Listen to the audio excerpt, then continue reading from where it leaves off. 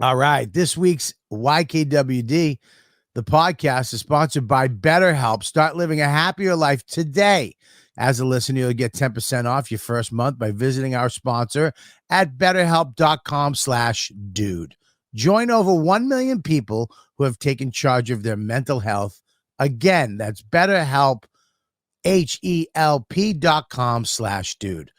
Hey, what's going on? This week's episode is brought to you by Surfshark. Can't access certain websites or apps through your school or office network? Try a VPN. So try Surfshark risk-free with a 30-day money-back guarantee. So try Surfshark risk-free with a 30-day money-back guarantee. Get Surfshark VPN at surfshark.deals/Kelly. What's going on? It's Robert Kelly here, and I want you to join my Patreon. I got this. Why is Andrew Schultz sitting like a lesbian? I got that. Take a look. This too. Oh, what's in the box? Dude. Oh, whoa. I've been waiting months for this. And check this out. Oh, no. All right, we have a special guest coming in. Your background, what is that? Hold on a second. Somebody's teasing me.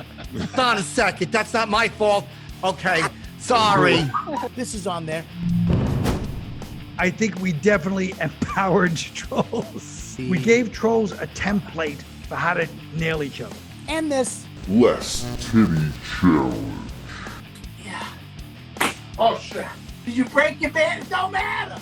I think that's it. Nope, you get this too. Dude. It's always been fun to be friends with you, doing stand-up comedy all these years. So hit the button, click it, patreon.com/Robert Kelly. You'll thank me later. Patreon.com with Robert Kelly. I talked to Uncle June and Johnny Sheck the other day. It's good for business. I want to tell you about a amazing company that me and my wife found. We've been going to New Hampshire for the last 30 years, vacationing, and we love it up there. We've been renting, and we've been a guest, and we've always wanted to own, but we couldn't afford it. It was just out of our reach until we found Tiny Homes of Maine. This company is amazing. It's a husband and wife. It's a family-owned business, and they make the most amazing tiny homes on the market. They're built to withstand Maine winters, and they look amazing. They're fully customizable, and they have 3 different sizes. You should check them out. If you're thinking about, having a second home or maybe downsizing or, just having an office, go tiny. And go to Tiny Homes of Maine. The company is amazing, and they help you every single step of the way, from finding the right one for you, from making it from the ground up, and to finding about the laws in your area and financing. You couldn't go with a more amazing company and a more amazing family than Tiny Homes of Maine. Yeah, baby. We're starting the podcast right now. We're back. You know what, dude? Live. Welcome, everybody, to the show. YKWD. I started a social media and podcasting. The fact. The YKWD podcast. YKWD's back again. Old school, back in the day, where it all started, before them all. YKWD. This podcast is so fun and crazy. It has no rules. Shut up. You're ruining this. Where's the propaganda, man? Sorry, it's a comedy podcast. This isn't NPR. That's what this podcast does. Is there any better show? This is the original.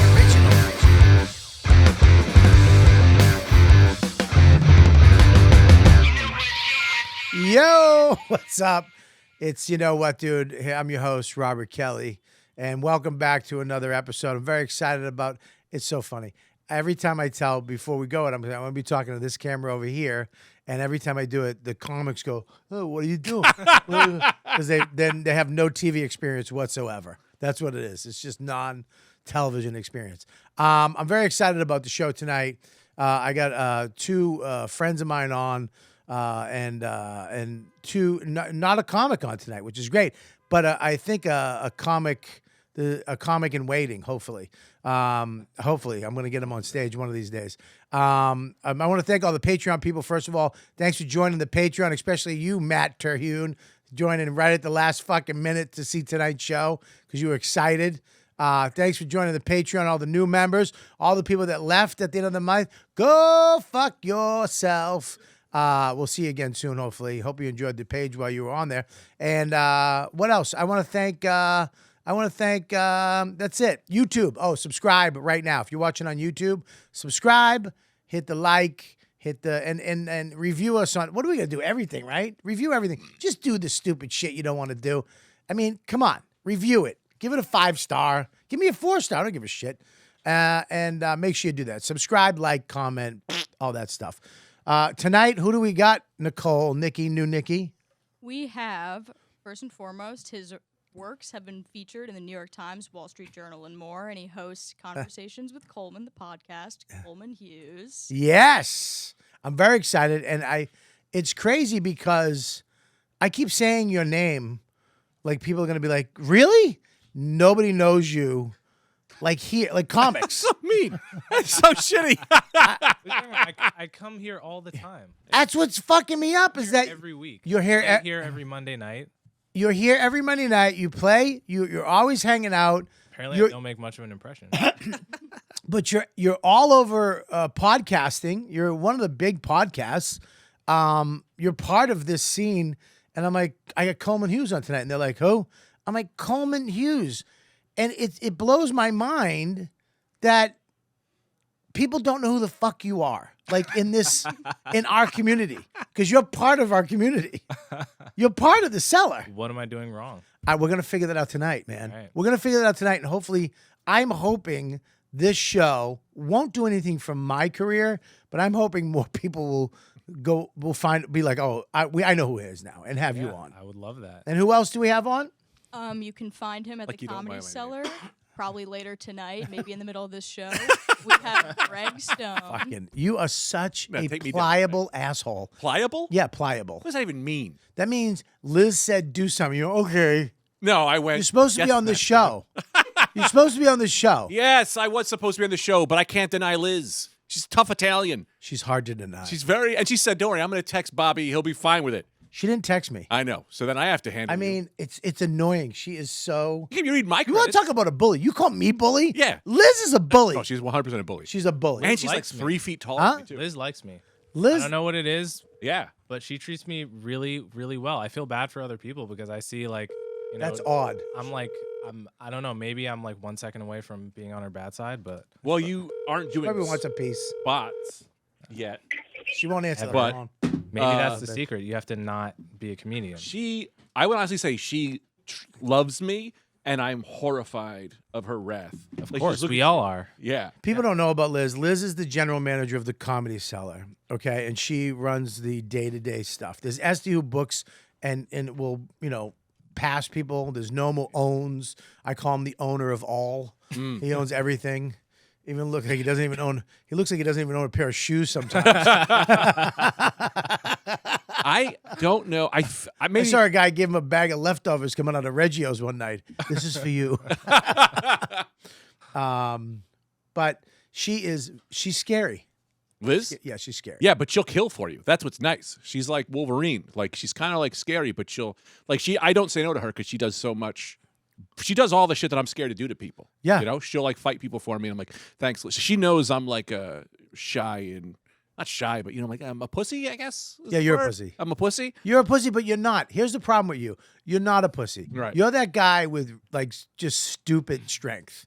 Like you're the guy that you push and then you just fucking kill everybody. That's it. But like the guy in dodgeball that couldn't throw the ball and you had to piss him off, and then he could really go mental and do shit. You know what I'm saying? Well, yeah, I mean, I won't fight for me. It's a half-assed but I'll analogy. fight for you. If someone says some shit about you, Yeah. I'll break their nose. Someone Joe says something weird to me. Call my mother a whore today. Joe, I'm gonna shove that camera up your fucking ass, Joe. Fucking point that camera one more fucking time. But like, I never know how to handle. You're the only one wearing headphones. I love headphones. So wear them. Yeah, I can hear myself better. Yeah. I like to hear my own voice. Okay. You don't use headphones? No, it makes me. You know how deaf people struggle to talk. Yes. Like, Where are you know, going with this? Well, like when I put on headphones, I kind of struggle to talk like I normally do. I feel like I can't hear my voice. I don't have a feedback between what I'm saying and how it sounds. I talk too loud. Yeah. I talk in all kinds of really abnormal ways, so I just can't do it. You know why I think it is? Because I probably could have said that without using an offensive reference to deaf people. It was offensive. Deaf people. I don't hear know you? nowadays. Listen, I listen. don't know. Coleman is in a. You understand? We're in comedy, Right? Where we can pretty much say anything, and then we're actually in another part of comedy where we're never gonna make it, so it doesn't matter what we're gonna say. Do you know what I mean? Yeah. We're really protected. Yeah. If you're on this show, you're very. He has to be careful, Right? Because he has a shot. Right. You know what I mean? He's already there. You're already there. You're already there. You're already there. Well, it's funny. Where is there? It is funny that people. Where is anywhere? I keep telling people about you. I was talking to Ari about you. I was like, you're a musician. You play the trombone with the band here, but you what schools did you go to? I went to Juilliard for a bit. Yep. Dropped out, then went to Columbia where I finished. You finished. Mhm. And what degree did you get in Columbia? Philosophy. He has a podcast, a hugely successful podcast, and it deals with, politics, topics. I mean, it deals with everything, but it's a heavy podcast. It's technically a philosophy podcast. Right. But we did, culture war, politics, Right. all that kind of stuff. But And then he has this rap that came out. What was it? Noam sent it to me. He's like, "You gotta check this out," and he sent me Coleman's rap, and I'm like, "Fuck." Oh right. Oh God, I'm gonna have to fucking tell him it's good. You know what I mean? Anytime somebody sends you, "Hey, you want to hear my song?" No, I don't, because I don't want to lie to your face. Yeah. I mean, I've done it before. Hollywood Bob told Dane his song was good when it came out, and then I hit the button and I was shocked. I was shocked how good the rap was, but the video was really high end. Yeah. I mean, holy shit, produced. Mm-hmm. Is that you, or is that a record company? Is this what you're doing now? Are you signed? So I was a rapper before I was a writer. What? Yeah. When I was at Juilliard, I was doing hip hop shows on the underground scene in Brooklyn. I'm a musician. I love jazz. I love hip hop. Right. So I'm like an omnivore musically. I like a lot of different genres. Yeah. So music wise, I do everything myself. I produce the beats myself. Right. I write the lyrics. I record it. I mix it. So I do all the music. And I linked up with this guy, Ian Ponge-Jewell, who's an amazing director. He's done commercial work for Nike, for Apple, for all kinds of top people. And I linked up with him. He did everything video-wise. Right. It was amazing. That was it. I mean, and make sure you put his website and stuff and scroll that stuff for us while they're talking. The video is on YouTube now, and I was in shock. I walked it twice, and then I was like to my wife, she's from Boston, "You got to watch this rap video." She's like, "No." Yeah. I have time. She goes, "I have to do shit." And I was like, I felt like a little kid. You got to watch this video. Yeah. But it's amazing. The name of it is Blasphemy. Blasphemy. Mm-hmm. It's on YouTube. It's on your YouTube page. Mm-hmm. But if you here's the thing, if you watch his, keep going. Bring up one of his YouTube clips of his Did podcast. you take the headphones off? I And tried. Then put them back I on? tried it. I can't do it. I need them on. What do you mean you? I feel This safe. is how you live in every other. When the moment you leave the room, you don't have headphones. If I take my headphones how's that off, uncomfortable? when I have them in, I hear that I'm talking, and I'm like, "Oh, I'm performing." So OCD. I'm on. OCD. But if I'm off, I did my podcast for years on my own, so I never trust that I'm talking into the mic enough because I didn't have a fucking producer. So I Right. just like to know that it's still working. And it's a part of me that goes, "Hey, we are recording." That's how that thing's on. That's old producer mentality for me. Interesting. Yeah. This is your podcast think now, I'm the and you opposite. watch this podcast. And first of all, he has the best sound of any pod. Like it's. Do you really think that? It's crazy, and your voice is hypnotic. The way you talk. Go ahead, play it. Listen, You just hear me talk now. you got to put your head. Well, no, you're different now. Okay. Let me hear. Sooner rather than later, we need to completely Nobody can get hear. off coal. Good job. The world Is will this just Well completely produced? I replace can't hear. coal Can you with- hear? I can hear because I got the headphones in and it sounds great. No one, hear it. no one plugged my headphones in. The Thanks, cleanest guys. we I can hear have, it. And That's me. Also quite cheap are wind, solar, and nuclear. Fuck me. And so I'm Oh, that curious. ruined the bit. This is a really strange experience. Yeah. Watching. There's some Talk to you. discussion of wind and Hang on, hang solar on. in your book for sure, but almost none of nuclear. Was that a deliberate omission, or do you have a preference between those three sources, or Right. what do you make of that? Okay, now stop. This guy, I mean, dude, it's very analytical. Mm-hmm. It's very thought out. I kind of see what you're saying about the headphones. Right? There's something nice about it. Okay, well, Have you never tried it before? I'm not doing it. That's exciting. I have. It's like you just never tried headphones. I'm gonna do it in solidarity with you, Thanks. but COVID. I feel like he's been a very anti-Greg. It's so like you listen to your podcast, and I listen to it. It's one of my favorite podcasts. Thank you. Because you deal with so many fucking topics, and I feel like you're dealing with it from a common sense aspect. I try to. You're not dealing with it from a your point of view or your religion. You're dealing with it like you're weighing out the facts, and you're going over, and you're like, this doesn't make sense. Mm-hmm. And you have the information, and you make a solid opinion, and you put it out there, and I'm like, oh, okay, I agree with that. I don't agree with everything, but a lot of the stuff I'm like, yeah, that's what I think. Mm-hmm. I think that, and it's crazy to me that through all this shit in the last couple of years, your podcast or when you do your, it's one of the only voices out there for me that's coming from a place of reason. Right. To me. That's amazing. That's Yeah. exactly what I'm going for. I believe in taking things on a case-by-case basis, Right. issue-by-issue basis, applying common sense and reason to whatever topic, and cutting through people's biases and ideologies and trendiness to the core of issues, and just asking those common sense questions. But people don't use common sense anymore. I've seen it. You get shit for saying things that are literally like, this is common sense. And people go, oh, you're doing a not full left position on this. Burn this man. Like I've seen that's. What do you think that is though? I don't like. Look, I'm going to say this, and people are going to be shocked. I'm not that smart, and I don't know why you're laughing. It wasn't a joke. But look. But I do have instincts. I have instincts. I have common sense, and I go with those. And I always try to come from a good place. I don't know if it's from being sober for so long and.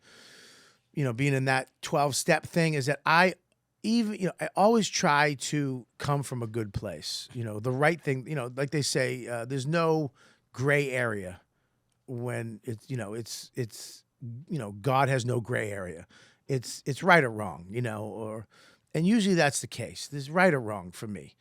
And I hear you, and I don't understand why these people, like, it seems like that these people have made politics religion, like Christianity. Like in the 90s and 80s, the way the right was so into Jesus and we're going to all die and you have to repent and all the things you're doing are sins. And we were like, go fuck yourself. It's just Twisted Sister. It's bullshit. Ozzy's the devil, and the songs weren't even about the devil. The Led Zeppelin and now it seems like those people that were for free speech and for freedom of creativity and all that shit, they're the ones that seem to be trying to take away all that shit now. Fuck you. That's a bullshit stance. I'm walking. Oh, good. Thank God. You notice, like, cuck. 20, 30 years ago, Yeah. it was very normal for a wife and a husband to have different politics. Right. No one would ask, oh, how did you marry a Democrat? How'd you marry a Republican? Oh, my mother is a Kennedy Democrat, and my father voted for Trump, Right. Who passed away. But the greatest thing in the world to me was being in the living room by the fire at a Christmas and starting to talk about, like, conservative stuff. And she would come in and just fucking lose her mind. Right. But it was, in 2 seconds, we were all having cake and having a fun time. Right. Same with my parents. My dad is sort of a libertarian. My mom was like a Marxist. Right. She was teaching me about Karl Marx when I was 5 years old and stuff. Right. But they would disagree about stuff, and there was never an idea that politics is a deal breaker for friendships, relationships, that Right. kind of thing. Nowadays, that's completely changed. Why? Politics, and definitely people in my generation, is like the first question I ask if I'm on a Tinder date with someone and I'm looking for something serious. It's like that is the litmus test. But it sort of used to be, okay, he can have different politics, but if we're from the same religion, that's more important. Now it's like it's almost the opposite. I feel like, and I ask this all the time. I did it last night in front of a crowd of young people. What religion are you? And none. They're none. Right. People, they're But none their of religion is their politics. It's their religion is their politics now. Their beliefs and shit they don't even really understand. Mm-hmm. And it's kind of sad to me. I'm like, oh, well, who the fuck? I don't care who you believe in. I feel like I'm spiritual. I believe in God. I have to. I'm in a part of a 12-step program, but I kind of want to. I enjoy, the universe and spirituality. I love meditating. I love praying. I do. I don't care. I'm not ashamed of it either. And I don't care if somebody's Christian and believes in Jesus and wants to baptize people. I don't care about, if someone's Jewish or Muslim. It doesn't matter to me. You can believe in that stuff because in my eyes, religion is just a positive perspective. The true religion of it, without the greed and the fucked up shit that they do with religion. I think for most average people, it's a positive perspective on their life where there's right and wrong. And that helps them find those answers. I feel like now we're like these politicians are fucking the preachers and we're believing these people, and the news is the church, and it's scary to me. Yeah, I mean, I do think people have kind of a religion-shaped hole in our souls. Right. And if we don't fill it with something, for most people, you're going to fill it with something else. Right. I'm an atheist. I don't believe in God or any particular religion, but I'm a huge meditator. Right. And I've gone to a lot of meditation retreats, silent meditation retreats, and beyond the practice of meditation, I think there are a lot of attitudes within religion that I think are so inspiring and useful. So one that I think is amazing is the idea that everything good in your life, all of your natural talents, any way in which you're lucky has been given to you by God, and you therefore can't abuse your privileges, right? You didn't deeply earn any of the good luck that you've had, say, to be born into a good family, or if you're naturally very funny, or if you're very athletic, or whatever it is. Right. This is a gift from God, and you have to bear it gracefully, right? You can't brag about it. You get like that. I think is an extremely healthy attitude to have. And it's an attitude I would, I almost wish I could believe in God so I could have that sort of attitude more easily. But I think in practice, you can replicate that kind of gratefulness, even if you don't believe in God. Well, I mean, one of the big things about the program, Alcoholics Anonymous, is that is being grateful and being humble. That's a big part of it. Being grateful is all over the books. It's one of the things that keeps you away from the desire to fill the hole. If you can just look at what you have and be thankful, it's enough. It is enough. And I don't know, I think now, I mean, what do kids want? Kids want fame. Kids want money. And I never, coming up, I never thought about being famous. I never thought about money. I think I thought about how do I do what I like to do? You know what I mean? How do I do something that's cool or fun that I like to do? And I just wound up in comedy. And now I feel like everybody's trying to get other people to like them, or You feel like that from sort of TikTok type of stuff? It's like even my kid is like, Dad, I have to really keep that shit at bay with him because he wants fame. Wow. But don't you think people have always wanted fame? I don't think so. I think when I was a kid, I didn't think about fame. Fame wasn't a thing back then. It wasn't like you couldn't become famous. Now anybody can be famous at any time. Right now we're sitting here. Joe, my producer, could do a TikTok tomorrow, that gets him 10 million views, and then he's famous. Right. Just like that. That didn't exist when I was a kid. There was no internet. There was no in order to get on TV, you had to like go to California and suck 9 dicks and fucking, you know what I mean? And fucking, Yeah. there was a lot to being famous back then. There's no barrier to entry on the internet, and there's enough examples of people going 0 to 100. You know, what's her name? Charlie D'Amelio, the most famous TikToker who does the dances. Yeah. Think about all the kids with Vine. All the girls that look up to her that think, you know, like I like to dance. Like I could be the next Charlie D'Amelio. There is nothing stopping you, except for the odds, of course, the astronomical odds against it. Right. But yeah, I do think a lot of the rise of like the content creator as a person. I'm a content creator. You're a content creator. Right. And there's very little barrier to us having shows now. It's easier than ever to have a show, and you have a following, I have a following. And it's not really fame in the same sense, because probably like how often do you get recognized on the street? A lot. A lot, really? Like how often? But they think I'm Michael Chiklis. So yeah, it's either that. I get recognized a little bit, but not you know, I'm not fucking Eddie Murphy, you know. So like every time you get recognized, it's like a surprise. To me, yeah. Yeah, same. I can feel it. I know when somebody knows me. Right. I can see it in their eyebrows. You know what I mean? Eyebrows. Yeah, they kind of like, right. You know, they usually go to his wife. That's fucking, right. You know, and it's a fantastic feeling. Yeah, it's and I think, I mean, if you have a show like this, usually it's everyone who knows about you because they're a fan. Right. It's like I have a small but devoted following of people that listen to my show. Right. That's not really fame in this sense of Hollywood fame, where everyone knows who you are, people that hate you, people that love you. There's no not knowing who you are kind of a thing. That seems really toxic to me. And I know you're not supposed to feel bad for famous people, but I do sometimes feel bad for people that have such a level of fame that they cannot have a normal life. And I know they've chosen that, but it seems really toxic to me. I don't ever feel bad for him. Mm-hmm. I don't, because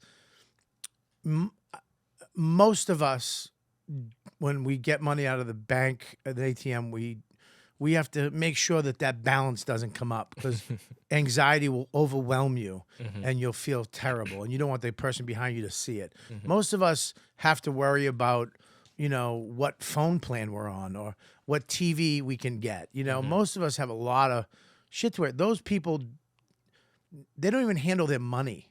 They don't even handle their children. You know, they don't even handle going to the DMV.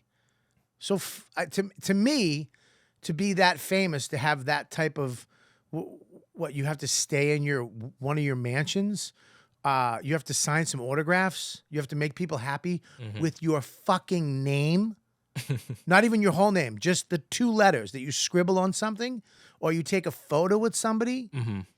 To me, it's like, you know, there's plenty of places you can go to get away from that, and most people that say hi to you just want to be near. They're just like, wow. To me, that's pretty fucking amazing. I don't, and they can say, I just want a normal life. You can have it. You absolutely can have it. Give your money away and go live in a community where you just help people. Go help people. Go to India, find water. Go down to South America, and you could. No, you think any Guatemalan people are going to give a fuck about them? No, that's not quite a normal life, though. It's right. Well, what is a normal life? To me, a normal life is what?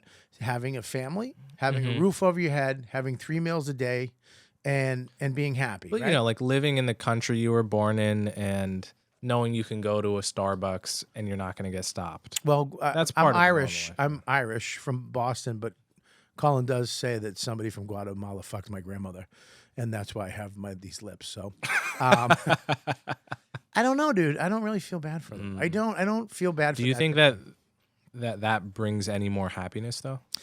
I don't. I don't think it does. I don't think it brings. It might not bring happiness, but it does relieve anxiety, stress, and fear. What fear do you have when you don't have to worry about money?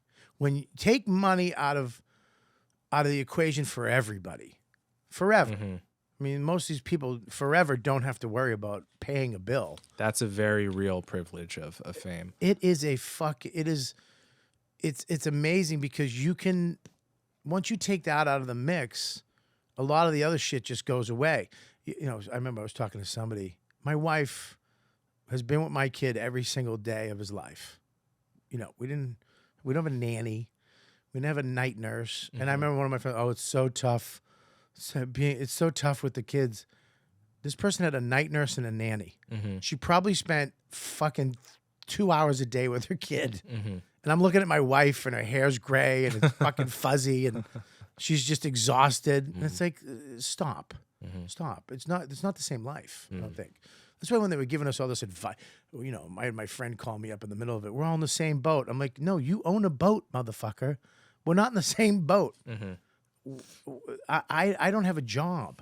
So the question I have is, yes, say you have a lot more money. You have no anxiety. You don't even look at the money in your bank account. You don't have to. But on the other hand, say you're someone like J.K. Rowling, who is just constantly hounded by the press. Right. People snapping photos into her window at all hours of the night. People finding her kids at school and leaving notes in their backpack to try to get to mom. It's like, that's a new source of anxiety and another source of anxiety most people don't have to worry about. No, I mean, you're right. You know? I mean, yeah, when you find, and if you balance everything out, I'm not so sure that they're happier. I don't know. I mean, I guarantee you this, if you gave them a choice, they wouldn't go back.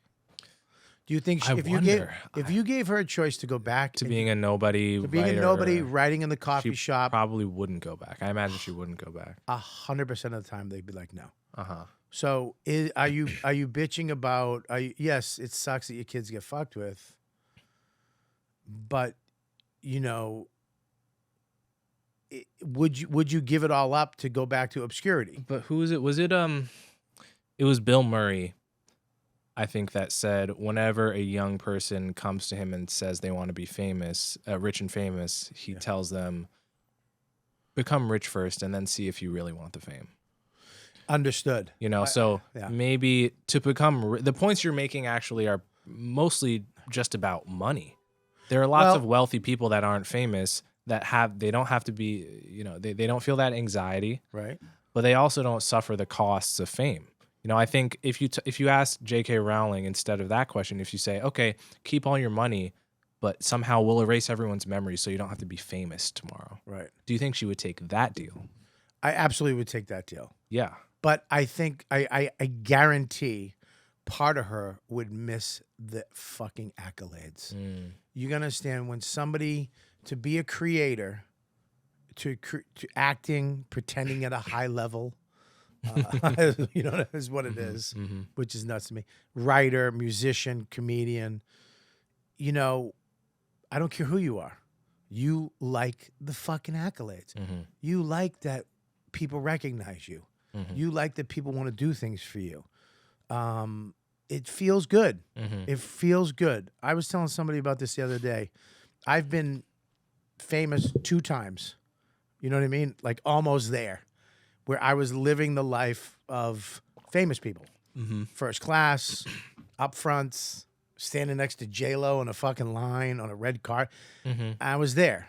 And I, of course, the whole time felt I didn't deserve it, and they're gonna find me out, and I'm a fucking fraud. And but when I was there, I was like, "This is amazing, man! Getting free shit, people doing stuff for you, treating you so good." I don't know how that becomes bad. I don't know how that becomes, you know, you learn not to like that. I understand that, you know, the kid thing or the privacy thing might get annoying, but people loving you for what you do, who the fuck why wouldn't a mechanic love that? You know what I mean? Just, dude, you fixed my carburetor, man. I fucking love you. Can I get a plumber fix the shit out of my toilet? Yo, dude. There's like cheering fans when he comes out there. You know? I mean, these people are, you know, it's a hard thing, but it's a hard thing to, I guess, understand on their part. I just don't get it. I think once you have this money and this is what you wanted, and be careful what you ask for, you might get it. Dude, fuck off. I can't tell you. I love this company. I love that this exists. I wish I could have been part of it. I wish I could have invested, not for the money, but just for the fact that we get to get people on the right track. I'm glad that my sponsor this week is BetterHelp. This is the key here. It's more affordable than offline counseling. Financial aid's available, which is, I mean, come on. The service is available for clients worldwide. Okay, so let me get it. It's affordable, offline counseling, and financial aid's available worldwide. Bang. Okay? You got to do this. You got to check this out. Everybody's struggling, especially in these times, and I want you to get help. They have licensed professional counselors. They specialize in depression, stress, anxiety, trauma, anger. If you don't check one of those off, you're not a human being, especially with all the stuff's going on right now. The last couple of years have been crazy. Anything you share is confidential. It's convenient, professional, affordable. It's not a crisis line. It is not. Okay? Go check out their testimonies posted daily on their site. I want you to start living a happier life today.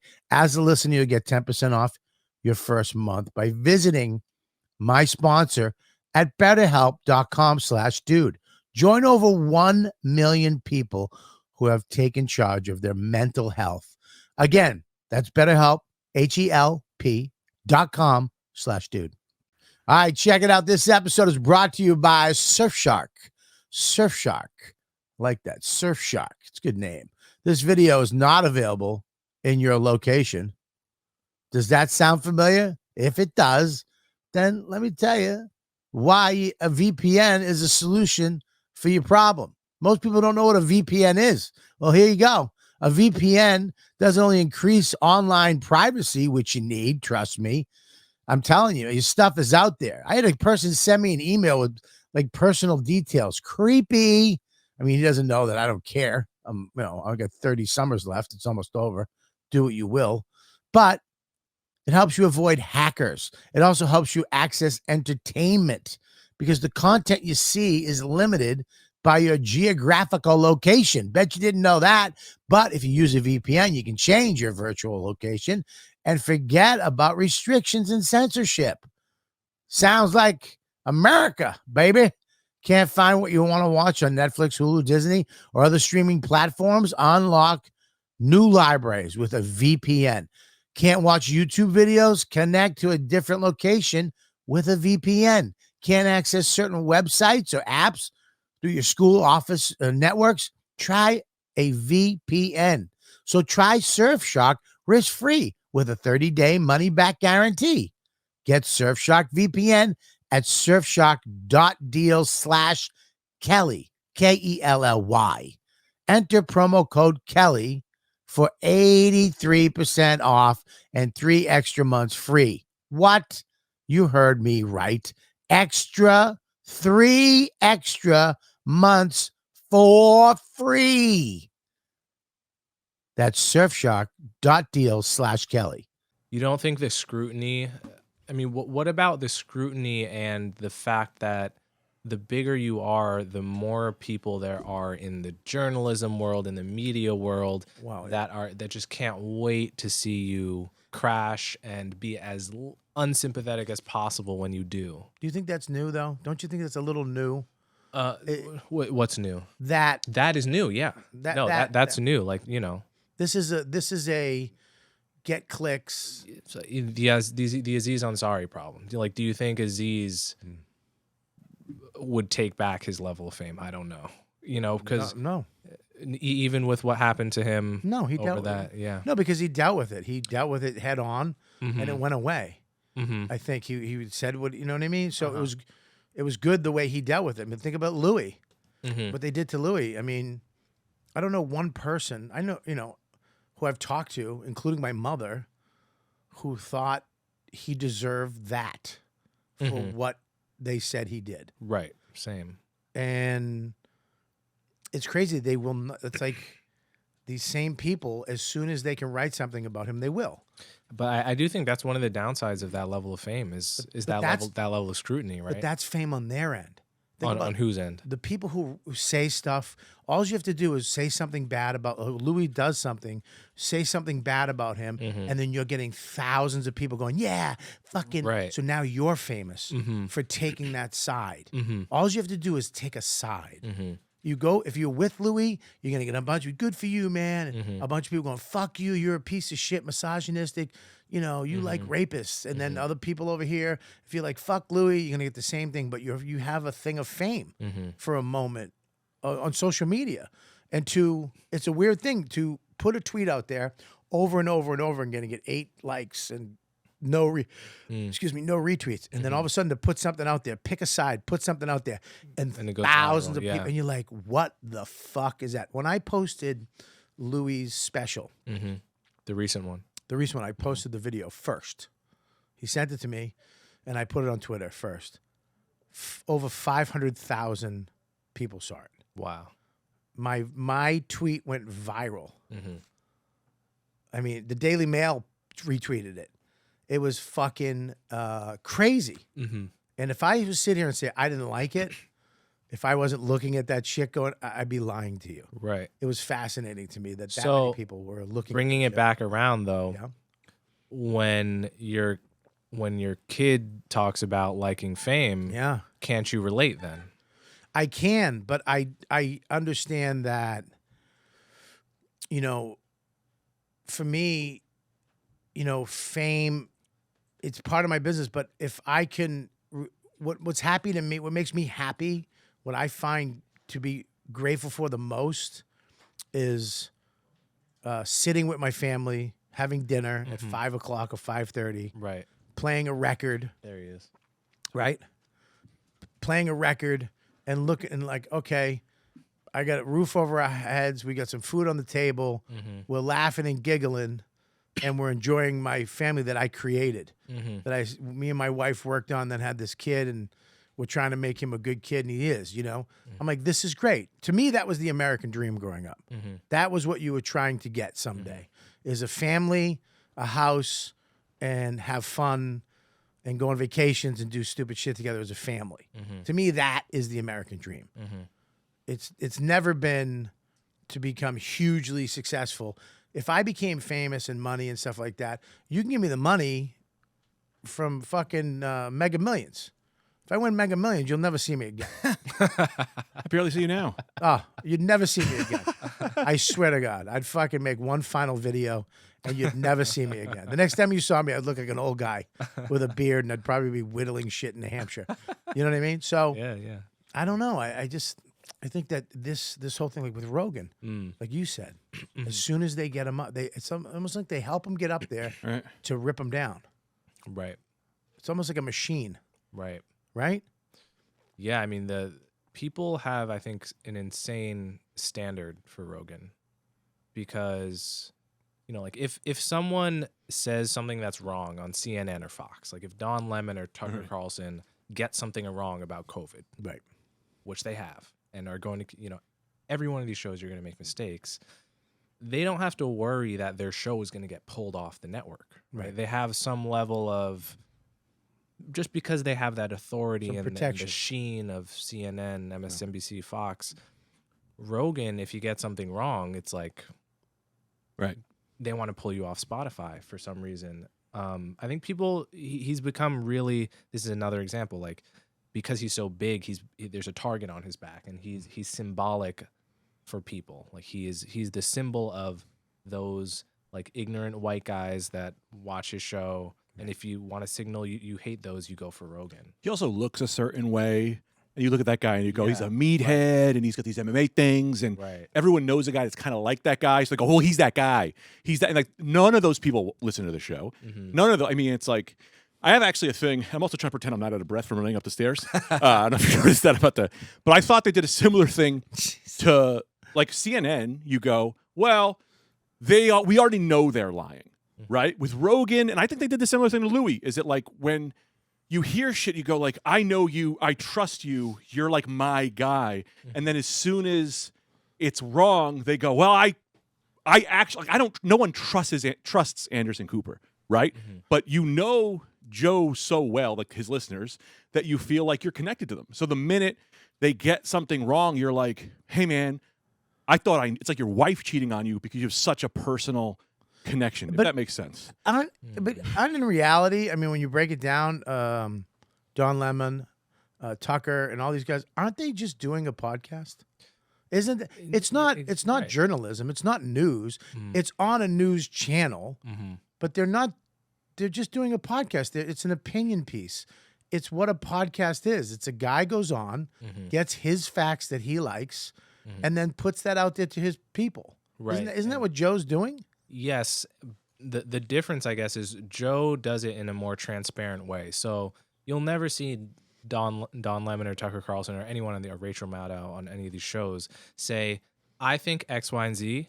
Here's why I think it. I saw this article. Jamie, pull it up. The guest says, you know what? I saw this other article that disproves your article. He goes, Jamie, pull that up. And you look at the sources. Like it's like looking at the footnotes of an essay in school. And I think that's why, for better or for worse, he gets things wrong, surely.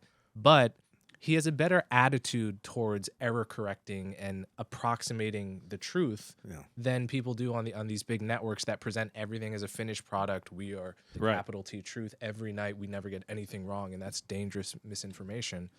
And the thing too, to what you said, that people see him and think he's a meathead. People see that, but he's so far from a meathead.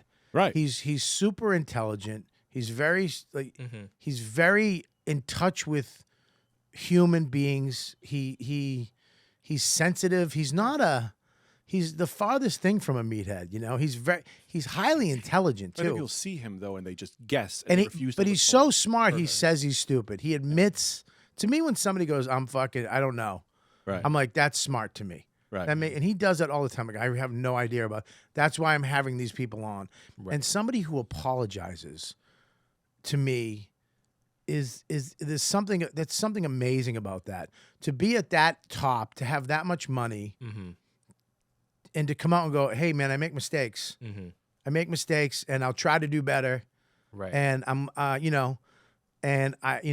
That's a great thing. I thought the video he put out was great. I It thought was a perfect excellent. thing. And Yeah, the only thing that sucked about it, he's got to get lighting. I mean, Use natural sunlight. Could you do it? But he does. It's just it's like he's on Mars or something. His apology also was him holding the phone in his backyard. Shadow. I mean, dude, the apology was fucking beautiful, but the lighting sucked. This guy loves lighting and sound. It's like you're a fucking millionaire. I mean, dude, Andrew Schultz has a film guy.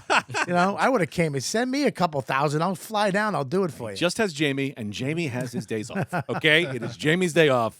But to what you're saying, though, real quick about the thing about Rachel Maddow, and when they come out and they say that shit, Joe is saying things that he believes, at least in the moment, even right. But when you're watching the news people that there is people, they're getting most of their information, they're getting most of their beliefs, they're getting a 2% of what they might actually believe. That's what I think. I mean, what scares me? I mean, they have speechwriters every night. They have, It scares me when you see the news. Then you can go on YouTube where they're just saying the same exact thing over and over and over again, where someone wrote what they want to put out there, and that's what they're pushing. Right. It's like radio guys in the morning. Well, they get a thing in the morning. Radio guys in the morning have this company that writes bits, and they get to buy them. So if you listen to all the radio in the morning, you're going to hear a bunch of radio guys doing the same exact bit. But if you're from that town, you're like, these guys are fucking geniuses. That's the funniest thing I've ever heard. Not knowing that in Cleveland, the guys are doing the same exact bit. I feel like the news does that too. It's like in the morning of those shows, they go, hey, this is the angle we're taking. Everyone's going at least 2% left or right of this fucking angle. At Fox News, it's like, that in the morning there's a briefing on the stances they're taking. It feels that way at least. Yeah. Right? You look like I'm fucking crazy. I don't know. No, I'm fucking agreeing. I'm sorry. I'm sorry. You had me. You had me, and you lost me. I know. I didn't know how. That should I be the had name you before. Should be the name of your album. I had you, and then I lost you. It's like when your dad gives you a hug. He's never hugged you before. I'm like, I don't know what this is. I've never had you before. I didn't have a dad, so I don't know. Never got hung by a dad. I got hugged by my Jewish foster father once. You loved him. You wouldn't have tried to do that to you. I did love him. I don't think he's just never around. Yeah, I think it's very weird right now. I think the fact that they're trying so hard. If you look too, it's weird. They took out everybody around him first. What do you mean? Who? All his friends. Joe? Rogan? What do you mean that? All the guys like that who? were around him, they fucking tried to cancel and Who? did some of them. Yeah. Who are you talking about? Callan, D'Elia, Ari.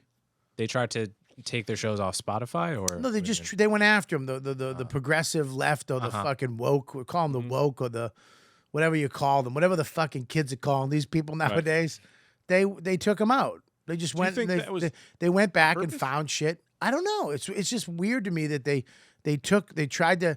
This thing was becoming so big. All these people are so big, and we're comics. We're not fucking politicians.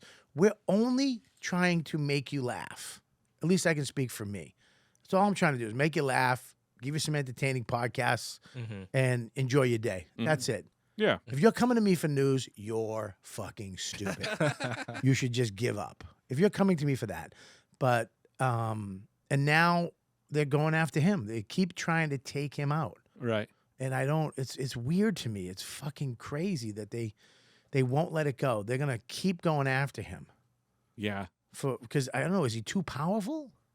No, I don't know. I think that if you're not saying the exact message that some people want to hear, but also like when people get famous, if I can take a piece of you, I get it. I thought they put to Amy Schumer. Everyone was like just like a random one, but like you can be famous from bringing down a celebrity. So everyone's going to go and take their shot to see if they can get a little bit of fame from, because he's so famous. They just, if I could say this about him, I'll get 1 million views. I'll get him. It's like, that's everybody. This is like the Romans where they were just like thumbs up or thumbs down. That's what they're doing now. They're actually with thumbs. You get likes or no likes. Can I say a fun thing about Coleman real quick? It's so funny because all you do is podcasts with comedians who don't listen. And I'm talking and you just look and you go, and I'm like, when are you going to cut me off to do your bit? It's very weird to talk to someone who's not fighting you for mic time. Yeah. It's refreshing. Nothing. I think I know. What? So we just want to hear you. They're always. We just want to hear you talk. I thought one of the great points Rogan made is that there have been so many things labeled misinformation at one point that later become mainstream fact, or at minimum mainstream debatable. Right. Like, cloth masks don't work. Used to be misinformation. You can still get COVID if you're vaccinated. Was considered misinformation at first. It was considered anti-vax. Right. But is there a lab difference? leak was considered misinformation. Now it's. I love how you're talking. I'm just plausible. cutting you off like I said. What people doing. No, but the it's three not things really- that you just said were all that's misinformation. And Yes, now like we'll get but- flagged on Twitter. We'll get flagged. I on want Instagram, to argue et cetera. something but with let that. me just say one thing really quick, Oh. and you hold that. You piece of Hold shit. that in your brain. You have a better I brain will. than me. I'm No, go 51. ahead, I don't of remember things. If I don't get it out now, I'll fucking forget it. I'll be like, you'll go back to me and be like, I got nothing. With all those misinformations, now the cloth masks don't work really. That's accepted as fact. Okay, right. So all this stuff, and you've never heard anybody come out and go, look, we're sorry. We made a mistake. Right. And that would come from Fauci or somebody who everybody's supposed to be listening to, who we're supposed to listen to. And they still don't do that. There's not like a weekly, hey guys, these are the facts now. It's liquid. We're fucking up, but we're getting shit right. And we're trying. How come nobody comes out and says that? And like and apologizes? Like Rogan is the only fucking one of these people that have come out and said, "Hey, man, I'm sorry. I'm trying to do my best. I'll get more people on. I'll try to do better." If your game is phony to begin with, Right. it's possible apologies don't work as well. Rogan's apologies work because we all trust at the minimum he means what he says. Right. Right. That's a good point. That no one doubts that. Right. No. If you're one of these official institutions, if you're a CDC, if you're NIH, FDA, there's this veil. You're much more of a politician. So if you give an apology, it actually only gets used against you because no one really feels that it's sincere to begin with, I think.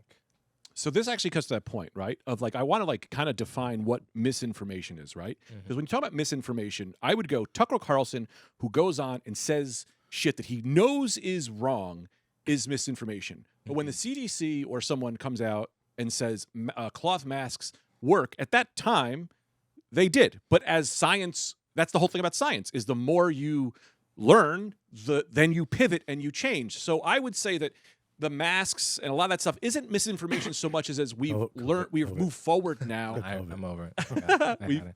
Yeah, we've moved forward now. It'd be funny if he killed both of us. I had Into it like something a that we month think is ago. real. Well, okay.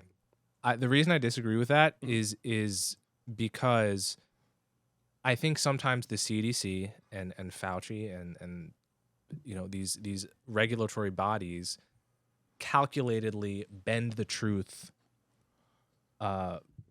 for the quote unquote public For the interest. best. And Fauci has actually admitted to this now. He said, regardless of what you think about this, he has admitted to that.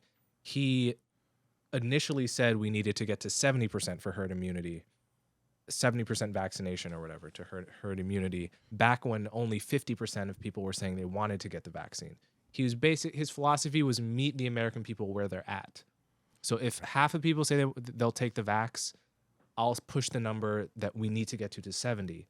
When 60% of people say they'll get the vax, I'll start talking about 80%. Kind of like your mom saying, if you get a B, I'll whatever. But it's like, I actually want you to get an A. But it's their way to try to get you. Now, It's a I'll give you. Can I give you? negotiation, Can I give you a better At that example? moment, you're no longer dealing with truth. You're dealing with. But I would agree kind that of- is. I want to give you a better example because that You one he know. gave you was kind of shit.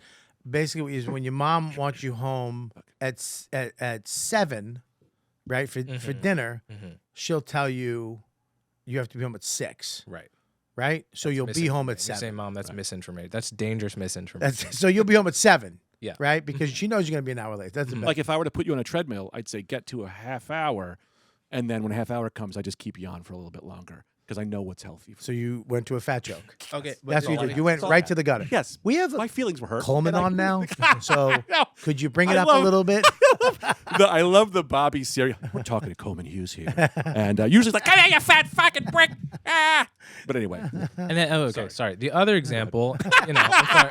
I know you're too animal. I Fine, apologize. Go ahead. Okay. So, in like late January, we now know from the emails coming out from Fauci and Collins that they, Fauci got like 10 virologists into the meeting to talk about where this virus came from. Is it leaked from a lab? Did it come from nature? Yeah.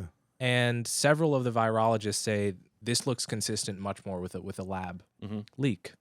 These are like the virologists he trusts. Immediately, Francis Collins and Fauci say, well, we can't.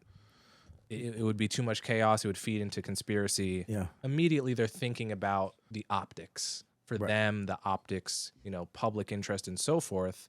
So they Deal with it immediately later. Make a push. So like that's another example of like misinformation where it's not like the science truly got updated. It's that there were political considerations and or sort of benevolent lying. Sure. And I'm not sure if lying is ever benevolent, but I don't believe in that's lying. their philosophy at least. Right. It's like you could argue they're coming from they think they're doing the right thing in some of these cases. In other of these cases, they're just covering their asses because they funded the lab in Wuhan. So John Stewart was right when he was on when About he was the like lab leak. I mean, yeah. I mean, how the fuck did we get to a place in the world where comics are the only one giving honest news and giving the people the only? Yeah, but then we I mean, huh? We go, well, you say they go, we're the only ones giving honest news, and then we go, but don't listen to us because we're not the fucking news. We're still Well, because dude, it's like we don't want to be role models either.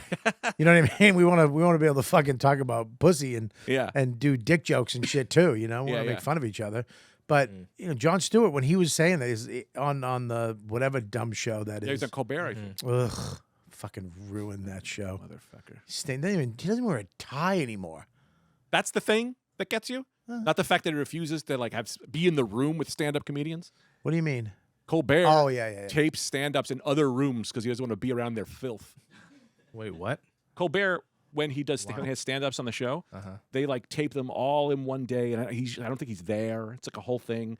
Like the stand-up thing was, you stand-up comedian comes on, they watch. It's like in real, and you go over me, you shake the guy's hand, but like he does not like stand-up comedy. And he's a fucking Even comedian. Colbert doesn't like stand-up comedy because he's an improv sketch guy, and for some reason he just doesn't like stand-up. Yeah, it's a weird division. Well, he ruined a fucking legacy. Right. I mean, it's gone. I like the Colbert Report, but yeah, that was funny. That was like a great show. Yeah, when he played that character. Yeah, it was so funny. And then he was yelling at me about fucking. Yelling at you? Yeah, he was yelling at me at night. He would call me a fucking idiot because I like family values. You know what I mean? Oh God, what a fucking asshole. I can't stand him. I can't Hate stand him. him. We should go get him. Let's go get him. It's just because, you know why I like to be in the Matrix? Those shows, like when I go to a movie, I don't want to be smashed over the face with what's going on in the real world. I want to go away for a little bit. When I watch a late night show, I just want to laugh and be entertained, and I just like the way it used to be. And maybe that's because I'm an old fucking fart, but I don't like having to deal with. And if you're gonna do it, make it funny for everybody. Don't just do one fucking side, and don't do Trump every night. Some of it was funny, but then it was like, oh God, here he goes again. I just actually had Jeffrey Maurer on my podcast to talk about this, who used to be the senior writer for the John Oliver show. Right. And I actually sent you one of his articles a couple months ago. Oh yeah. He was talking about Conan's show, how much he liked how Conan's show never really got into politics, was just like silly, hilarious, funny. And it was like this oasis of a non-political space where you could get away from politics. And now politics is encroaching into everything. It's like, you know, it's in M&Ms. It's in It's you can't get away from it. Yeah, the Eminem girl was too slutty. But she was. She was a whore. You but should have saw her around town. But let fucking me ask you every a question though. Their body, their right. Okay, where did that go out the fucking window? If you want to be a whore, you can be a whore Eminem. I thought that she had sexy shoes on, but no clothes. Well, whatever. It doesn't matter. That's how I like my girl. She's the one you left in your mouth a little long. You sucked on her. Hey.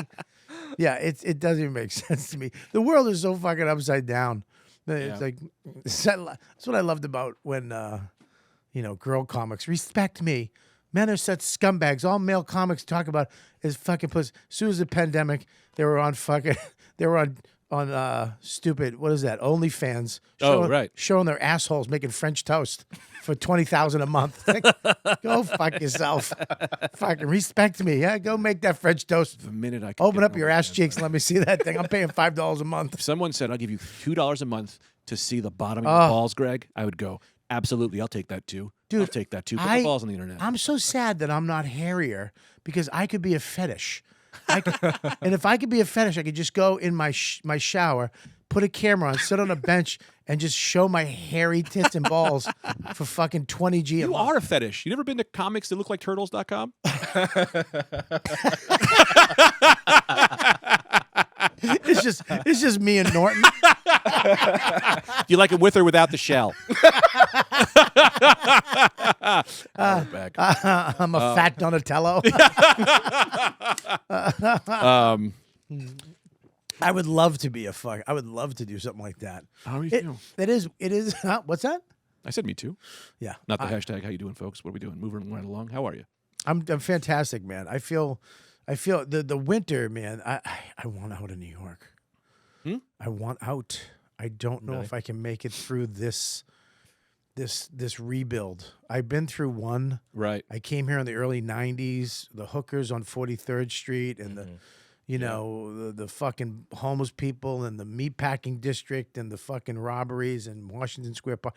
And I saw it slowly transform to the fact where I was like, this is too clean now. I want some filth back in the city. And now it's back. I kind of feel like this new mayor might be a good thing. Because and look, I know nothing about him, and I did zero research, but he was a cop. I think he's a secret Republican. And my whole thing is, look, this is all probably bullshit, but you need a Republican to be mean and racist and clean shit up. And then you put a liberal in to go, hey man, stop being racist and mean and clean it up. And right now I think you need the two sides. And I think he's going to be I think he's right-wing enough to try to get the cops working again. I feel bad. But this is based on nothing. I only know his name. It's based on the signals he's been giving. Yeah. Totally. I mean, are you gonna back me up on some shit that I don't even know if it's true? I think everything you said is right about Eric Adams. He's definitely been giving the signal. He is pro cop, pro sort of. I mean, listen, he got elected on an anti-crime platform by. I thought it was an anti-red beret platform, Black and Hispanic New Yorkers. Right. I didn't mean to cut you off, but what a piece of shit I am. Goddamn Coleman, never come back to me. Anyway, no, but I agree with what you're saying. I think that hard nosed. He's. Yes, we're going back to school. We're not doing school from home like Chicago. He just says it. Yeah. And he does not. He's anti-progressive. He's not with the progressive Democrats hate him. The governor, though. I like the signals he's been given. The governor's progressive. Yeah. She's progressive. Yes. And she just fucking vetoed that we're gonna wear those masks till March 7th or 14th now. Is that what it is? Masks where? What? I thought we could not wear them in restaurants now. No, she said fuck you and put it back in until the March something. You have to wear masks. It's so stupid to me too. It's just like, a chick's in there with a fucking kitten mask. Yeah. Where'd you get that? What the fuck are you doing? The other guy's got his mask, and then we just sit there and eat in a restaurant with no masks, talking, screaming, yelling, and the poor waitress can't even breathe. Yeah. It's the dumb, and it's funny too because Fauci said at the beginning, no, you don't need masks. They won't work. They don't work. And we're like, okay. I gave around 50 masks away. I had a whole shitload of fucking N95s. That he hoarded. I people did. were fighting for Fuck that. yeah, I'll hoard. I'll fucking kill everybody. I'll kill everybody. I already told my wife, we're fucking murdering this whole neighborhood. We're stealing all their shit. I'm killing the people next door are gone first. Taking whatever rice they have is our rice. And the guy next door, though, I'm gonna have a coalition. I'm gonna join teams with Pat next door because he's this undercover cop, young, good-looking guy. He's got a fucking Trump flag. He's got the cop flag, the American flag, and the Trump flag in the backyard. I'm going to him. I'm going to join forces with him. He's got an ATV. Fucking guy across the street, firefighter. We'll get him for a little bit. The single lady across the street, gone, done. Can I tell you a half-assed point I thought of that'll probably get me in trouble? This is probably what I was thinking about. Yeah. Everyone right now is very big on racism, right? And I'm like, yes, racism exists. No, but no one seems to give a shit about. If I went on, this is the thought I had, and you could put this together. This is going to be good. If I went on Twitter and wrote, I hate black people, no likes, no retweets, lose my job, fine. I don't have a job. What are you talking about? But if I went online and wrote, I hate conservatives or liberals, there'd be retweets. There'd be people being like, yeah, he's fucking right. So are we not worried about this complete hatred for each other? Right here? Right. Is this crazy? Because I'm pretty sure if you wrote, I hate black people, you'd get a couple retweets. My stepfather. I'm pretty sure Coleman and me would retweet it. No, but I guess you kind of see what I'm saying. You get a free Parler account. I think there's a complete comfortability with just hating your neighbor right now. And it's not like no one's looking at that. I'm like, start loving your the people that we but here's the thing is that I feel like everybody's racist. I probably shouldn't have said that. Everybody has funny racism in them. Mm-hmm. We just are. It's like fucking, some of the funniest shit I've ever heard is from Keith and Patrice and, black friends about fucking people's asses. You know what I mean? A little bit. Everyone, I always say this joke never works. You need a little bit, right? Like, here's why I say, my wife is Asian. Yeah. My wife is one of the best drivers in the world. Yeah. Why? Yeah. Because growing up, everyone's like, Asians can't drive. She went, yeah? So she made sure she was a great fucking driver. Right. Because that's how we keep people in check a little bit. Has no ass. You know why I can don't say that about my wife. Come on, she's Asian. Why does she have an ass?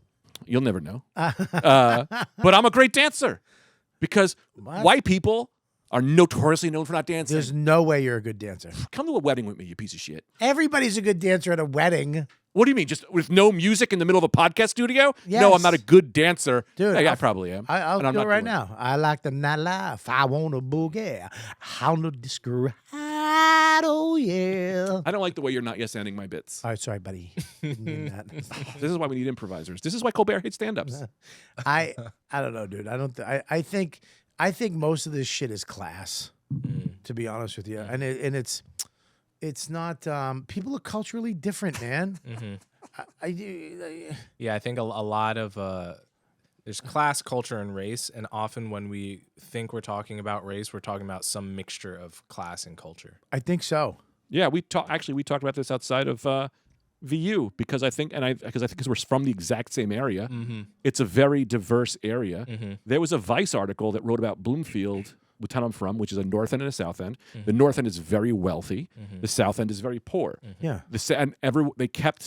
I forgot exactly how it went, but it was like the cops are like they're going after minorities, and I'm like, no, they're not. The cops are way shittier in the south end because it's poorer. If you told me that the north end, like more black people and Dominicans and Puerto Ricans were getting beat up in the north end, then that's your story. But it's not. It's the south end that's getting fucked up because this is where the poor people are. But no one looks a little bit further. And I know that because cops used to fuck me up in the south end. And I'm just a ginzo.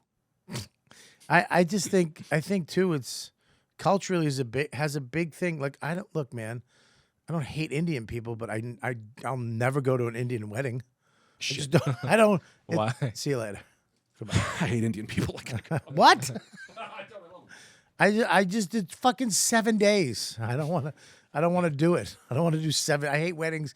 I hate Are they regular really that long? Wow. I mean, I don't know. I mean, Yeah. they're long. You know, it's a process. Mm-hmm. You know, but I don't hate Indian people. I just don't culturally. Mm-hmm. I don't want my son to marry an Indian girl, just because I don't want to deal with that wedding. You know, 7 days and then look like a troll fucked me. You know? Yeah. How long are they? About 3 days. Oh, sorry. Okay. Yeah, 3-day wedding gift. Misinformation. Yeah, there it is, right there. I know, right? It's so weird. Now but here's the problem with you, because you're not a. You seem on your podcast, dude. You seem very serious and very the stats, and I'm very glad to have this person on my podcast. The ramifications of what was said on the justifications of the example of the. It's Pretty so good. you're very Good serious. me. But you're not. You're very fun, dude. I mean, I went to that barbecue with you over at Noam's house, and we had a blast. You fucking lit up a stove. We talked shit. Plus, I came down here and seen you wailing on your trombone and fucking killing it with the band. And you do comedy, too, but you're a pussy and you won't get on stage. I've done like 3 or 4 open mics. Where? Oh God. At what's the place? Is East Side? the East Side, place? yeah. Yeah. You did it? 5 Yeah, minutes, 10 minutes, 15? 5 minutes. 5 minutes. 5 minutes. And it was open mic? Yeah. And what happened? It was good. I would say I was like middle of the pack. Really? I What was didn't it? bomb. What was it? What was what? What were you talking about? Oh, I mean, I had one bit about the you know how people were saying black people shouldn't take the vaccine because of the Tuskegee experiment. Yeah. Which is like, you know, they left syphilis untreated in black men in the 70s or whatever. I love that I So you said can't yeah, take your science but you didn't believe me, and you I explained. don't know it if anyway. I don't know if No. your listeners Thank do you. your listeners Thank you for that. know the details of historical You systemic go, racism? Did you hear that? I was like, yeah, and you're like, well, that's what happened was. No, you were absolutely right in doing that. I just said yes. I heard Tuskegee. I knew it was a black thing. I don't want to be racist. Those guys flew planes, right? Yeah. Yeah. So, you know, for the listeners, not for you, scientists were okay killing black people in an experiment. It's a huge shameful episode, right, from the 70s, right. And so they were saying, you know, a lot of black people were saying, well, I'm not going to take the vaccine because remember what they did in the Tuskegee experiment. That, you know, this vaccine, they're trying to kill us. Blah blah blah blah blah. Right. We don't trust the white man. That whole shtick. And there was an article to that effect, and when I read it, I was thinking, is this written by those same scientists from the Tuskegee experiment? Because you're trying to get black people killed by not taking the vaccine. That's right? funny, yeah. So it's like there's just like a yeah, and you know, just like bits pointing out hypocrisy on stuff or just random shit. Yeah, but you can't. I feel you have to write because of where you're at, your brain is, and your podcast and your persona. You can't do pussy jokes. I guess I can, you know. Yeah, Nah, you I can't. probably can. I don't know if it would even work. I It don't wouldn't think that's work. the way It would that's freak not me out. really the way that I'm funny. No, it would be If funny if to I me. am funny to people, if that's not the way I'm funny. Out of the blue, after all these other jokes, and out of the, just at the end, you went like, "Pussy's weird looking, right?" Fucking kill me. It kind of looks. And you got a great analogy about what a pussy looks like, and then went, "All right, good night." That'd be great to me, but it's fucked up, man. It's a weird thing now to. I feel like you can't say shit anymore on stage. Like you have to think about something, and then you have to go fuck it. I'm just gonna do it and take the hit. You have to like steel yourself. Yeah, well, before you just went on stage. Mm-hmm. You just went on stage and were funny. Mhm. And if you said something fucked up, you know, whatever. It was over and gone. And they went, ooh, and that was it. Ooh, that was when you went, fuck, I gotta take that out. You know what I mean? You saw one face like that was fucking stupid. But now you say something wrong and you're fucked. Someone goes to the Post or goes to a newspaper or goes on the fucking website and you're on a Yelp thing. This one, and I said one thing in a comedy on state. I have this joke where somebody called me morbidly obese when it all happened. They're like, "You're morbidly obese, dude. You can't go out." And I was like, "That's the fucking N-word for fat people." And this group of black people got so offended, they walked out of the room and went to the owners and complained about me, how fucking racist I was. Interesting. And I was like, really? Like, that's fucking, and they were so fucking, fuck you, that's racist. A white guy said the N-word. And they didn't even look at the context of it. Like, I'm relating to fat people are fucking, we're people too. So did you say the N-word or say the phrase N-word? I said, is the N-word for fat people. Right. Yeah. So is there a difference? No, I mean, you know, saying the word as opposed to saying. No, I would never say the word. Right. You out of your fucking and mind? they were still offended. Never say that word fucking You know on what's stage. so interesting to me about the N-word is I just finally, for the first time, watched the OJ documentary, the 5-episode OJ documentary. Yeah. And they're talking about the Mark Furman tapes. Yeah. Should we allow the jury to hear this? Is this relevant? And the prosecution, Chris Darden, made the case that black people cannot hear this word and remain objective. Like, the word is too deeply emotional for us that we can't. A jury has to be objective. We can't allow them to hear this word because it's going to short circuit their rationality, prevent them from being objective. Yeah. And then Johnny Cochran got up there and said, I can't believe he just said that racist bullshit. The idea that black people, can't be objective after hearing this word is, patronizing and racist and blah, blah, blah. And Johnny Cochran's view was widely seen as the sort of, I don't know. It kind of won the day. Like, people sort of liked Chris Darden until they heard Johnny Cochran's rebuttal. And it struck me that today there are so many examples where people are basically making Chris Darden's side of that argument. People are basically saying black people are too fragile to ever hear the N-word uttered. It doesn't matter the context. It doesn't matter he was saying it in quotation marks. It doesn't matter that executive at Netflix, like Jonathan Friedland or whatever. He said the word, and it was in a meeting about what words they should allow in like comedy specials on Netflix, right? They were saying, where's the line? What are we going to allow comics to say? Right. And he, in that context, said the N-word, right, and got canned for it. Yeah. And the professor at that college that he, in Mandarin, did you hear about this story? In Mandarin Chinese, there is a phrase that's pronounced nega. Right. And it's basically their equivalent of and like. Right. If you listen to any Mandarin speakers on the subway, you're going to hear nega. They're saying like, right? And so a Mandarin professor at this college says it, and he gets like suspended, right? Yeah. For speaking Chinese, because some students misunderstood or willfully misunderstood or whatever. Because it's power.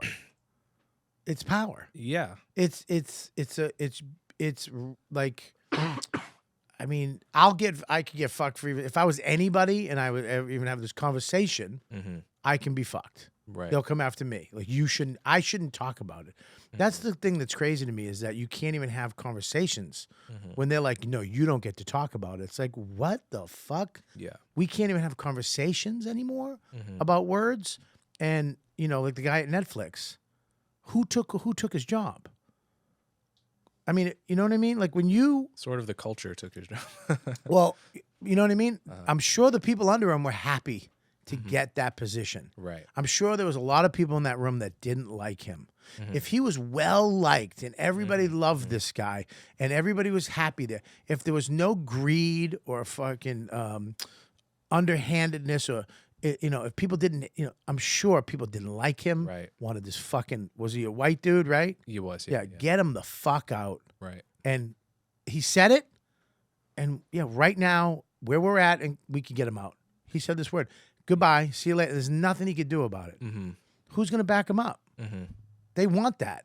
They want him gone. They want that position. There's more power. And they use that. It's very cynical. That's the thing about so much of these culture war sort of cancellations that happen. Yeah. Is it's not a rule that's applied consistently across the board. It's a rule that's applied for usually white guys, often guys that may not be totally well liked. Mike Pesca is another example who got fired. Well, he didn't technically get fired, but left Slate, was pressured to leave Slate, not for saying the N-word, but for questioning whether that other guy, Don McNeil, was okay. So it was like so many layers removed from the actual word. Yeah. But it's a way of getting rid of inconvenient people who don't always toe the ideological line. And so it's very cynical, and it really only survives if it's perceived as sincere. Right. So it's always going to come with this act of I'm so hurt, I'm so wounded. Victim. Right. The victim. Yes. But meanwhile, like if like Joy Reid on MSNBC, the stuff she wrote about gay people like 10 years ago on her blog. Nothing. Oh, it doesn't matter. Oh, we can. She got hacked. We can figure it. Yeah, she got hacked. She got hacked. Blah, blah. Well, it's because maybe she's well liked. She's blah blah blah. She's needed. She's needed. She's needed for them. Right. She says the things that a sane person wouldn't say. Right. She does the things that a person with a sane mind wouldn't do. Somebody who has empathy and ethics and believes in righteousness wouldn't be on that, say the things and do the things that she does. So she's needed because those people are hard to come by, like ruthless people. And a lot of those news people are on both sides. Can you imagine the type of person that writes an opinion on their blog, gets discovered years later as having had this opinion, and actually tries to go for the lie that I was hacked? Yeah, it's like sincerely, like, guys, like, I have no idea. We have to look into this. We have to get an invest. I mean, the level of dishonesty it's is crazy amazing person. to me. It's a crazy person. It's an actor. Yeah. It's fucking, I'm telling you, man, this business, that's why comics, we're kind of, you can't get us because our fans are all we need. And we only need 1,000 of them to make a living. Right. I only need a couple thousand people to go to my shows every year, and I can live the way I'm living right now and probably put my kid through school and enjoy my life. I mean, Joe Rogan's lucky he's got a fucking $10 zillion in the bank. But what does he do? Fucking hunt moose and fucking eat elk heart and fucking and do jujitsu. He's not really doing. It's not like he's using it. You know what I'm saying? He doesn't have boats and shit, right? Comics, we kind of hold each other to the flame. You can't just go out there and say stupid shit. Oh, we will all talk about you. Right. We will all trash you. It's just it. You do something stupid, and we're going to make fun of you. Right. Because that's what we do. We go and we make fun of stupid, silly shit like that. And they hate that we don't have to ask them anymore. We used to when Ray Romano and you had these shows and Roseanne and TV, there was 3 channels and you made fucking a gazillion dollars if you could go on and pitch your show and the execs are like, you're gonna hear, and that doesn't exist for us anymore. We're all canceled. If you haven't been canceled, you can be canceled. They'll just go back and find something that you did when it was okay to do. You know what I mean? Yeah. And they'll try to take you out whenever the fuck they want. So we don't give a fuck anymore. I'm a comedian. I do stand-up comedy. I'm going to do comedy at the Cellar. I'm going to do my gigs on the road, and hopefully I become more successful in stand-up and people come and see me. But the option of becoming like being in a Marvel film, it's not an option anymore. The option of having a sitcom on NBC. I don't know who's in the next Hulk movie. I couldn't be Hulk. I could be the Thing, maybe. The Thing. You could be the Thing. I could be Thor in fucking in the end game when he was fat. Yeah, no. But I mean, I could be Kingpin. But yeah, it's so that's why we're, you know, if anybody did that shit in the community, and people do, people say stupid shit. But you guys got like Jimmy Dore and Rogan and Schultz and you know, Burr and there's a ton of podcasts that are out there just being honest and vulnerable and trying to say what they think is righteous, right? Right. And then you got the news that has some weird fucking agenda, and it's not working anymore. That's what's so beautiful. The ratings, it worked. So, but here's the thing. Here, the fundamental difference between comedy and all this other stuff, is that laughter is involuntary, and if you imagine like the equivalent of laughter for like news and punditry, what is it? It's like thinking that was a good point, right? Whatever, like righteous, you know, who are the bad people? That kind of thing is much more liable to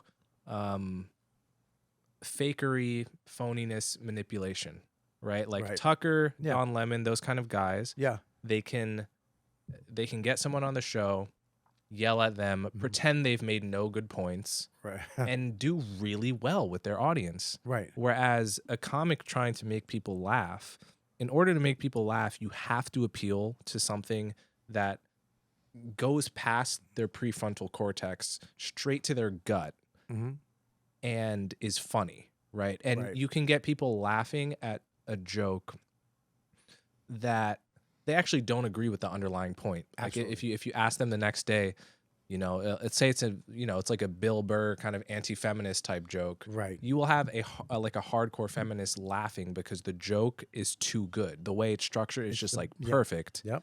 Whereas if a serious person tried to make the point he was making seriously, they would just say, no, that's a horrible point. It's sexist. It's blah blah blah.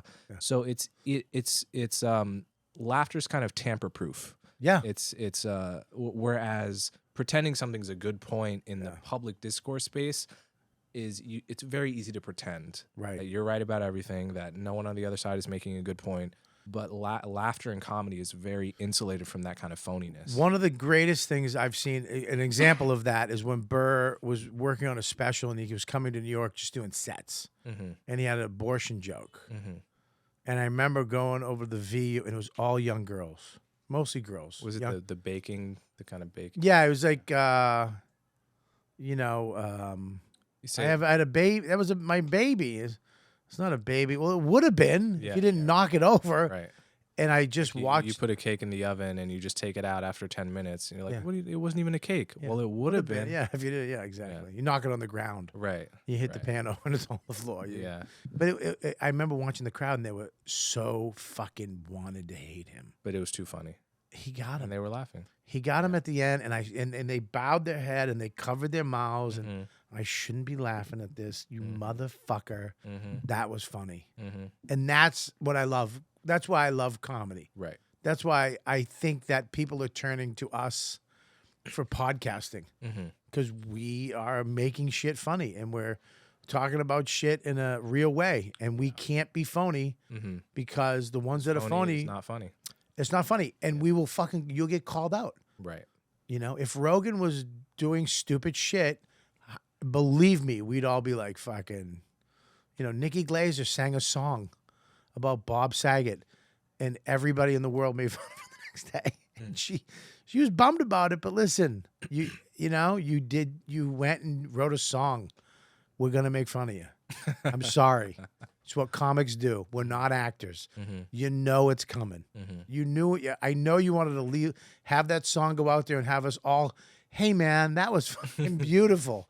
Fuck you. Bob just died and you wrote a song? What? You know what I mean? That's why I love it. I love comedy. It's Teflon,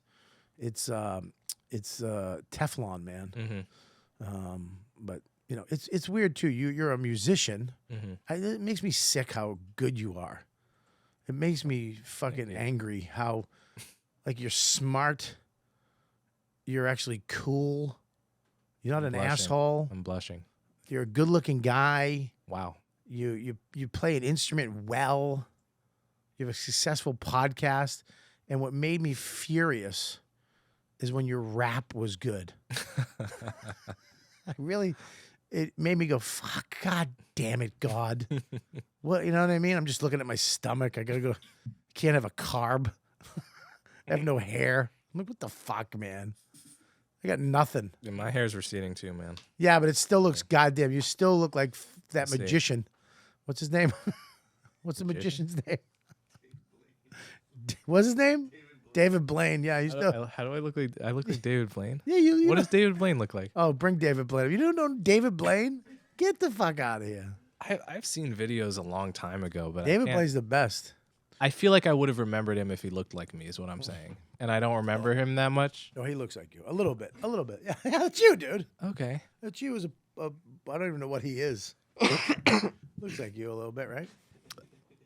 Listen, we're gonna play. We're gonna go into overtime now. I don't know where Greg went. Greg, this is why Nicole, what the fuck? Did he say he's gonna leave twice? No, I had no heads up about either of them. Is he doing 2 sets? I hate Greg Stone right now. This is what I hate comics. This is why comics suck, because they will leave you to do a 10-minute set. I mean, fuck him. Is he coming back? Can you call him? Yeah. And see if he's coming back. Anyways, we're gonna go into overtime right now. But as we do, we're going to transition. I want to play your video. That way, if it gets flagged, we can cut it out. But I want to say, we're going to play his video right now. It's a brand new video. It's on your YouTube page. What is that again? Cold X Man. COLDXAMXMAN. It just makes me angry that you're smart, nerdy, cool.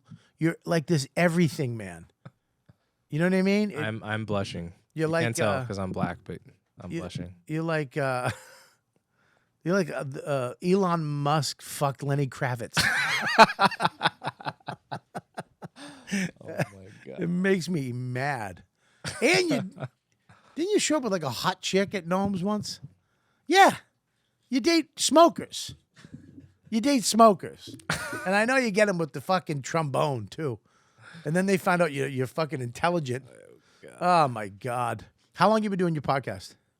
2 years. 2 years. Okay. You got to check out his podcast. It's one of my favorite podcasts.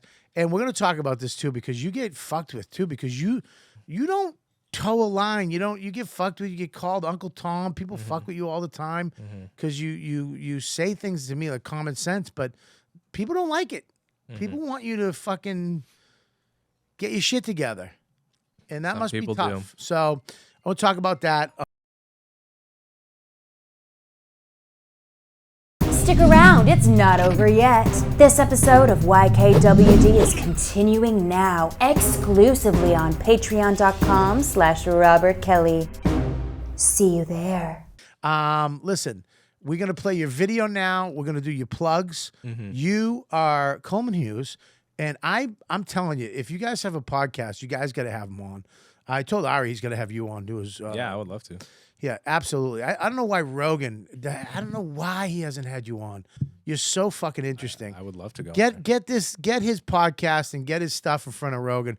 You absolutely should be on Rogan. You're so fucking smart, and you're funny and you're talented, and he should have you on. I'm saying Thank that you, right man. now. So, Thank you. And now do me. I'm gonna do. I mean, Just kidding. you should do this show again before you do Rogan. You should be. We'll run this a few more times. We'll do this a couple of times. Be funny if you got Rogan from this. I'm just sitting there, just you two are both on Rogan. I'm like, hey, Yeah, Rogan's like, I don't know who this Coleman guy is, but the guy who keeps leaving and coming back he's seems to be hilarious. fun.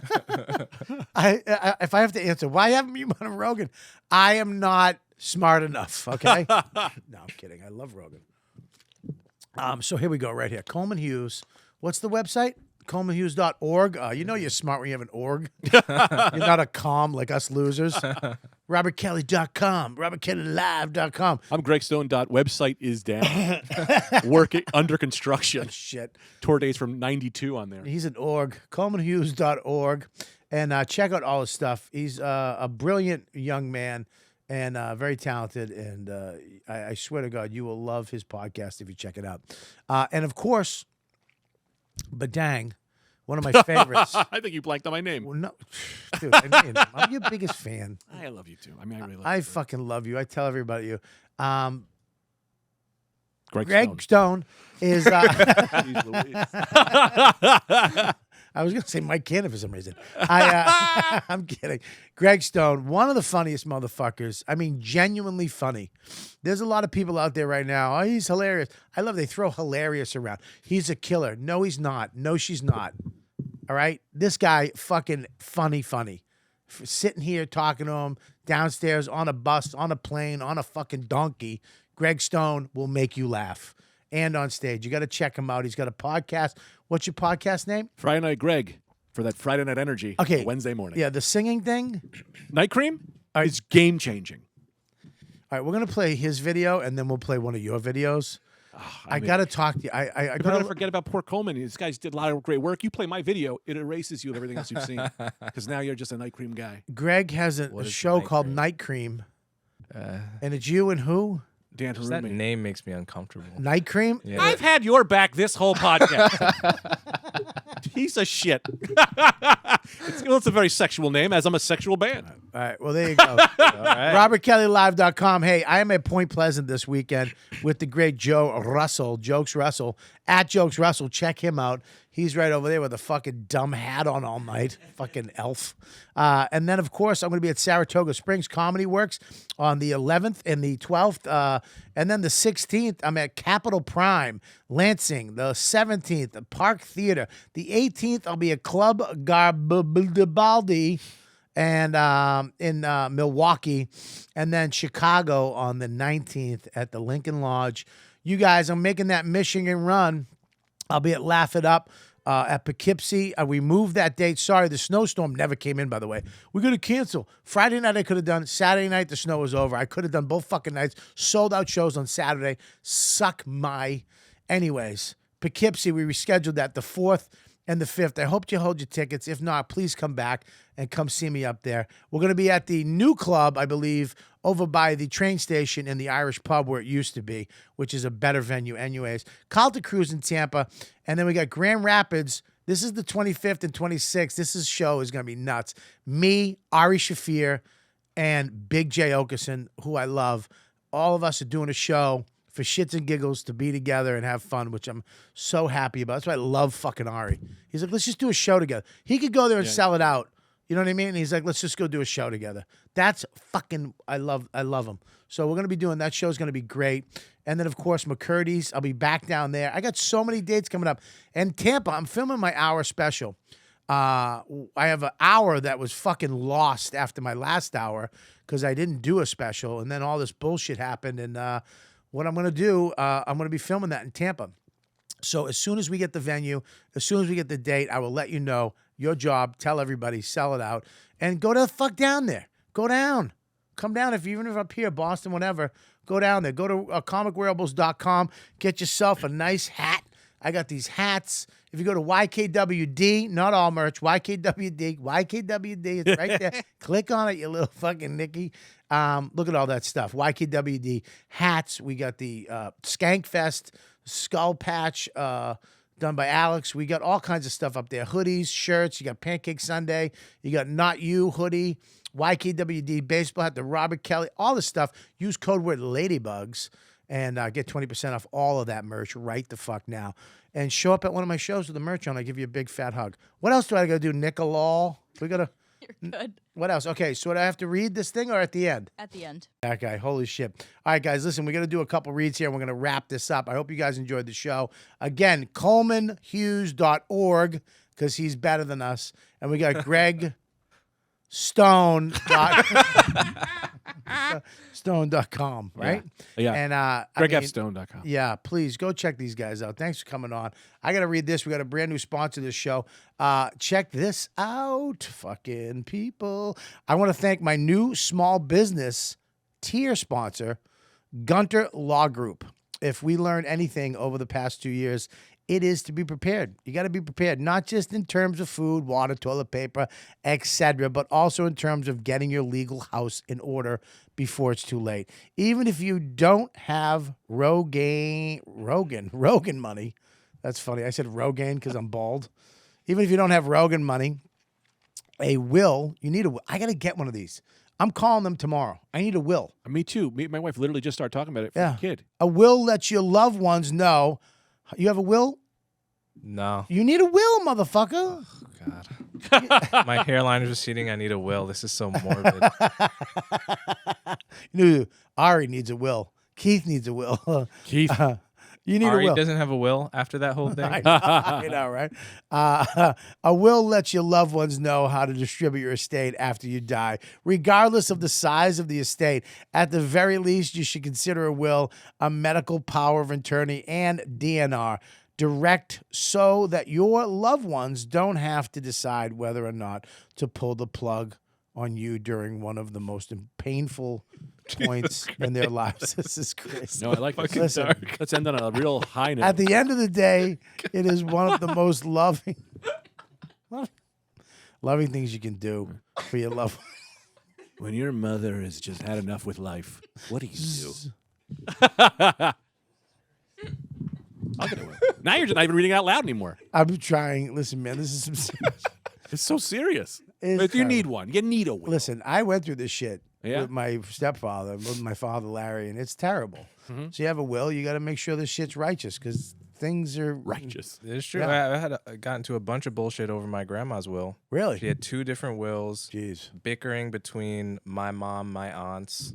It's still not resolved. Tell you to when this day. people die, family members go nuts. Right. Yeah, my aunt and my uncles fought over my grandfather's gallstones that were in a jar. They had to divvy them up. Wow. Yeah, I want one. I mean, what the fuck? Everyone knows when I die, my wife gets all the X-Men related action figures. My Yeah. brother gets the Spider-Man related action figures. And my kid, I'll probably give him some of the Avengers. Dude, give your kid everything. The question is, He didn't who earn gets the intellectual property rights to Night Cream? Harumi, probably, because he's already scammed me out of all of it. Sure. Well, here's the deal. This is what you should do.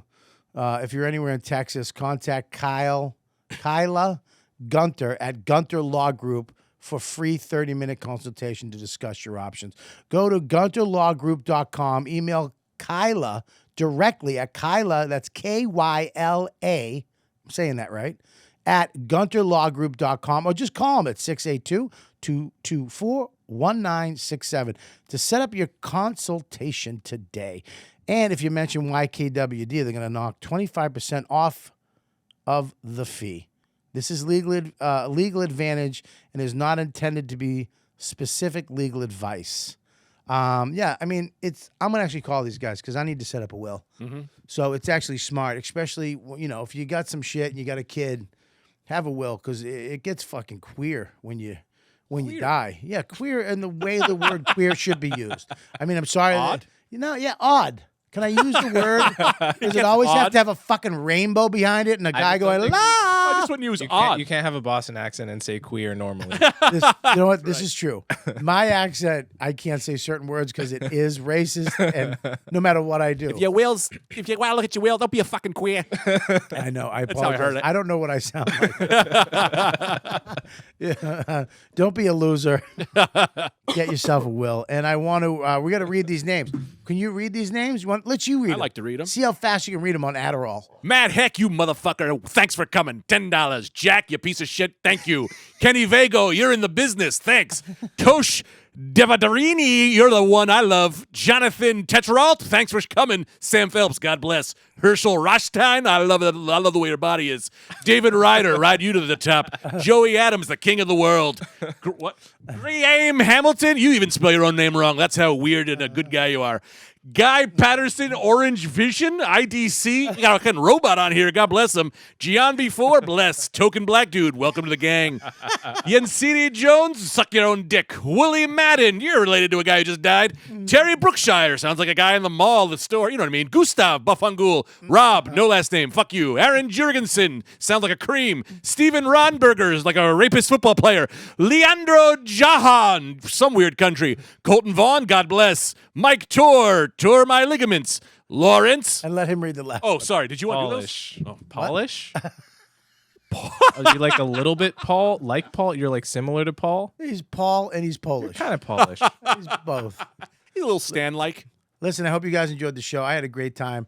I finally got you on the show. I'm excited. I want to get you on my live from the shed. Come up to the house. smoke Yeah, a cigar, anytime. And Well, do you gonna that have him at the one-on-one. house? Let's do it.